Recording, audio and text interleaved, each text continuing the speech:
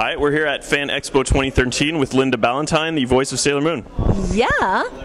So good to have you here. Thanks for doing this. Well, thank you very much for having me. So you are the third voice of Sailor Moon. You did it for quite a while, 2 whole seasons there. What was it like sort of following up to some other people who did a really great job? It was probably the hardest thing I've ever done in my life. It was, I didn't fully understand the enormity of it because the internet wasn't what it was back then. In fact, it wasn't back then. So, going in there, I knew people watched Sailor Moon, but I had no idea of the enormity of the fan base, anything. So when I started doing it, it was just, okay, sound like her, sound like her. And it's one thing to imitate someone, you hear the line that they've done and you just imitate it. And when they give you another script and you're like, oh, now I've got to sound like her and try and do these lines right. And it was so frustrating. I was getting so frustrated. My husband kept saying, you have to make this your own. I'm like, yeah, but they don't want me. They want Terry. They don't want me. And he said, no, you have to make this your own. You have to somehow try and make this your own. And I kept saying, shut up, not listening to him at all. And then one day I actually heard his words and I went, you know what, I got to try and make this my own. He was like, yeah. And so that's when I sort of settled down and started going, what do I want this character to be? And that's when she became a lot more goofy and fun, and because that's more who I am, and that's who teenagers are, in my eyes. Sure, and I think it really fit. It turned out really well. Good, thanks. Did you audition for any other roles, or was there any other roles in the show that you would have liked to do? You know what? The moon is always the one. Come on, let's get real. I probably also would have loved to have done Sailor Mars as well, or Sailor Jupiter, actually. Sailor Jupiter, because she's such a little toughie, so I liked her too. Sure. But come on, the moon. What is that, a trick question? Not really. I mean, you usually ask people and they would say, I want to be Sailor Moon, I want to be the star, but you're already the star, Yeah, so and there wasn't what else are you going to do? When I was auditioning, it was just Sailor Moon, because I hadn't even started doing voice work. I just started before then, but Sailor Moon had already started at that point, so I didn't get to audition for the original one at all.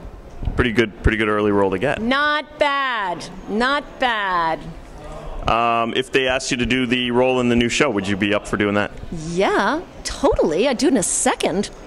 So maybe if someone important's watching, make that happen. If somebody important is watching right now, don't be ridiculous. Don't take it anywhere but Toronto, because I'm telling you right now, out there are hundreds of thousands of fans who love the series, and they don't want things changing. They don't. They want it. They want it the same.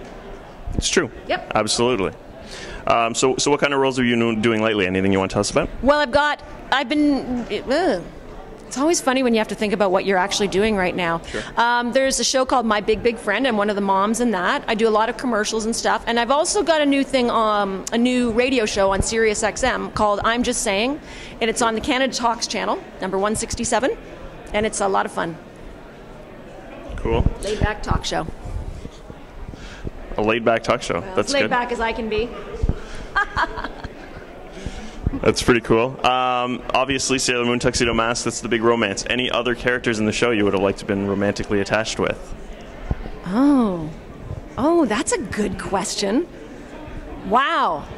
There weren't a lot of guys in it, though. So, I mean, that's a bit of a trick question, because I could say, oh, well, there was that whole Venus and, no, what was, I can't even think of it. No, I was going to say Uranus and all that stuff. It's like, whoa, but I'm not going there. I'm married. Well, that would have been interesting. Maybe there was sort of a hint at a little Uranus moon There was thing not going a hint at it. It was pretty obvious. And when we were doing it, we were sitting there, you'd see the two faces come together like this, and all the little hearts going, ooh, on. I'm like, come on, they're not cousins. What are you doing? They were just so shy back then. So conservative. Yeah. Were there any, there's a lot of lessons sort of in Sailor Moon. Is there any specific ones, some morals that the show presented that you felt were really important, that were really special to you? To me, the thing that was the most important about the whole show was the way the teenagers are, because being a teenager is such a difficult time in especially in a girl's life, and you're still a child. You want so desperately to be an adult, and these Sailor Scouts were exactly that. They were these goofy, especially Sailor Moon in my eyes was this goofy teenager who just wanted to be a goofball, and yet she had this enormity of saving the world on top of her shoulders, and that's kind of what it's like, what you feel like being a teenager. So that's what I like the most. That's the message that I got out of it, really. And now I have 3 teenage daughters. And I try to tell them that, and they're just like, no, Mom, you're wrong. You're an idiot. And I am. Just have them watch the show. Yeah. Yeah, just watch the show, girls. Problem solved. That's what everyone here grew up watching the show, and that's why everyone's super balanced or whatever. I love it. Any morals in the show that it didn't tackle that you would have liked to see covered? Well, of course, now that we've talked about the Uranus thing. Sure. I mean, that definitely should be addressed, I think. I would love them to go back and readdress it properly, but yeah, because I think everybody's ready for it, and maybe they weren't back then, so. Yeah, maybe the new show they'll be able to tackle issues like that. It's Yeah. sort of the time has come, right? I know, and I think everybody accepts it now, so it's just like, just make it part of an everyday conversation instead of trying to, going, oh, homosexuality, oh, no. It's like, get over it. Yeah, and it's a good time to be teaching people these morals, if with teenage characters and things like Exactly.